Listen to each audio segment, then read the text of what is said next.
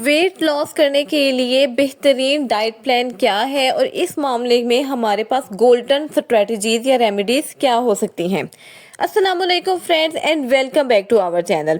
Friends, सबसे पहले तो हम आपको रमज़ान अल मुबारक की बहुत ज़्यादा मुबारकबाद देना चाहते हैं, क्योंकि ये रमज़ान हमारी स्पिरिचुअली और फिज़िकली बेटरमेंट का बहुत अच्छा सोर्स होते हैं। लेकिन क्या आप जानते हैं कि अगर हम सही तरीक़ाकार अपनाते हैं तो रमज़ान वेट लॉस करने का भी एक बेहतरीन मौका साबित हो सकता है। फ्रेंड्स, क्या आप भी हर रमज़ान में ये सोचते हैं कि हम वेट कम करेंगे, लेकिन इफ्तार के समोसे, जलेबी, रोल, चिकन ब्रेड और कोल्ड ड्रिंक्स वगैरह आपका सारा प्लान ख़राब कर देते हैं?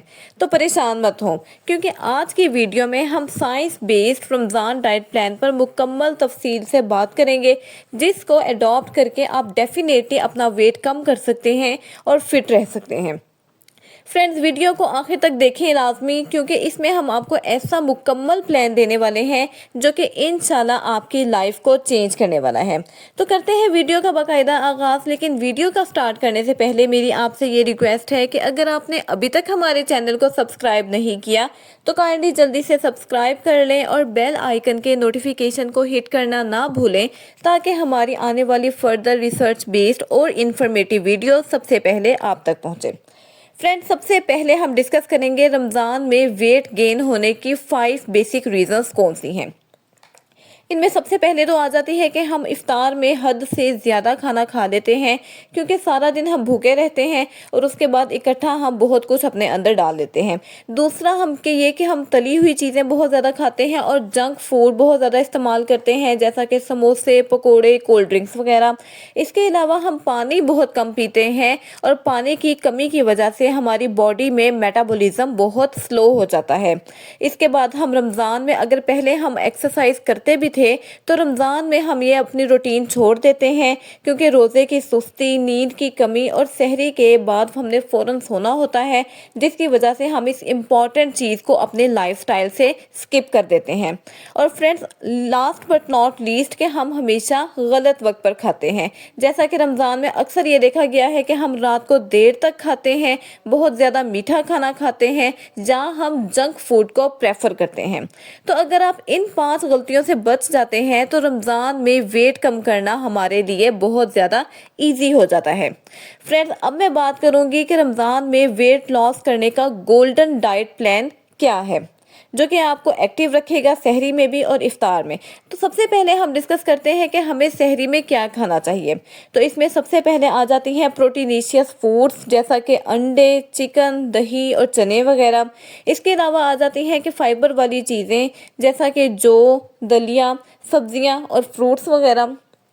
इसके बाद जो चीज़ आपने अपनी सहरी में लाजमी रखनी है वो है होल ग्रेन्स, जैसा कि ब्राउन ब्रेड होनी चाहिए। इसके अलावा गंदम की रोटी लाजमी इस्तेमाल करनी चाहिए और अपनी हाइड्रेशन का सहरी में लाजमी ख्याल रखें, जैसा कि अपनी टेबल पर लस्सी, नारियल पानी और डिटॉक्स ड्रिंक्स को लाजमी आपने रखना है।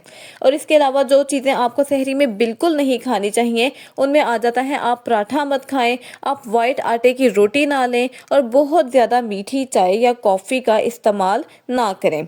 और अगर मैं आपको इस मामले में एक गोल्डन टिप दूं तो वो ये है कि ऐसी डाइट खाएं जो हमेशा आहिस्ता आहिस्ता आपके बॉडी में डाइजेस्ट हो, ताकि आप दिन भर एनर्जाइज रहें।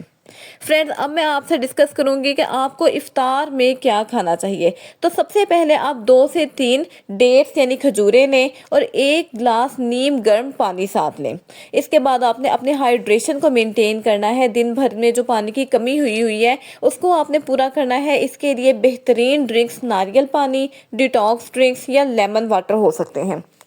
इसके बाद आपने अपनी टेबल पर प्रोटीनिशियस फूड्स रखने हैं, जैसा कि आप चिकन का कोई चीज़ रख सकते हैं, आप फिश रख सकते हैं, आप लेंटिल्स यानी दालों की बनी चीज़ रख सकते हैं और आप योगर्ट का बाउल भी रख सकते हैं। इसके अलावा आपने फलों और सब्जियों का इस्तेमाल अपने इफ्तार में भी लाजमी करना है। हाँ, अलबत्ता कार्ब्स वाली चीज़ें आपने जितनी कम हो सकें उतनी कम लेनी है, जैसा कि ब्राउन ब्रेड आपने नहीं इस्तेमाल करनी, राइस नहीं इस्तेमाल करने, होल व्हीट नहीं इस्तेमाल इस्तेमाल करनी और रोटी वगैरह नहीं लेनी।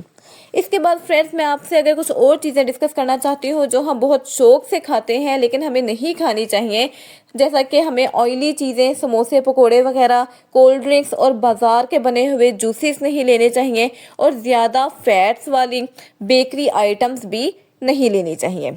अगर मैं आपसे इफ़्तार के मामले में एक गोल्डन टिप शेयर करूं तो वो ये है कि इफ़्तार के बाद आपने फ़ौरन ज़्यादा नहीं खाना, बल्कि पोर्शंस में खाना है और 15 से 20 मिनट का वक्फा देकर खाना है। फ्रेंड्स अब हम बात कर लेते हैं कि हम अपने रमज़ान में रात के खाने में यानी डिनर में क्या खाएं। तो इसमें सबसे ज़रूरी तो ये है कि आप प्रोटीन रिच डिनर करें और इस मकसद के लिए आप ग्रिल्ड चिकन ले सकते हैं, आप सूप ले सकते हैं या आप बॉइल्ड वेजिटेबल्स भी ले सकते हैं। और अगेन आपने सैलड का बाउल लाजमी इस्तेमाल करना है। हल्की सी मिकदार में आप कार्बोहाइड्रेट्स भी ले सकते हैं अगर आपको मीठे की क्रेविंग हो रही है। और आपने रात को बहुत देर से कुछ नहीं खाना और बहुत ज़्यादा मीठा भी नहीं खाना। डिनर के बारे में जो गोल्डन टिप है वो ये है कि खाने के बाद आपने हल्की फुल्की एक्सरसाइज या हल्की फुल्की वॉक ज़रूर करनी है ताकि आपका हाजमा बेहतर हो जाए। इसके बाद हमने फ्रेंड्स ये डिस्कस करना है कि हमारा रमज़ान में हाइड्रेशन प्लान क्या होगा। सारे रमज़ान में हमने रोज़ाना 8 to 10 गिलास अपनी वाटर इनटेक को लाजमी इंश्योर करना है। इसमें सबसे ज़्यादा ज़रूरी ये है कि अफ्तार से लेकर सहरी तक हर घंटे बाद आप लाजमी पानी का 1 गिलास पीते रहें। इसके अलावा कैफ़ीन से आपने बचना है, जैसे कि चाय या कॉफ़ी या इसी तरह के कैफ़ीनेटेड बेवरेजेस का इस्तेमाल as minimum as you can आप लोगों ने करना है। इसके बाद आपने डिटॉक्स वाटर या लेमन वाटर लाजमी ज़्यादा से ज़्यादा पीना है क्योंकि ये हमारी एनर्जी को बूस्ट करने के लिए बहुत अच्छा ऑप्शन है। और एक गोल्डन टिप जो इस मामले में है वो ये कि इफ्तार के फ़ौरन बाद एक साथ आपने पानी बहुत ज़्यादा नहीं पीना क्योंकि आपने बहुत देर का वक्फा डाला होता है और जब आप इकट्ठा बहुत सारा पानी पी लेते हैं तो ये हमारी बॉडी पे बहुत ज़्यादा नेगेटिवली इम्पेक्ट करेगा।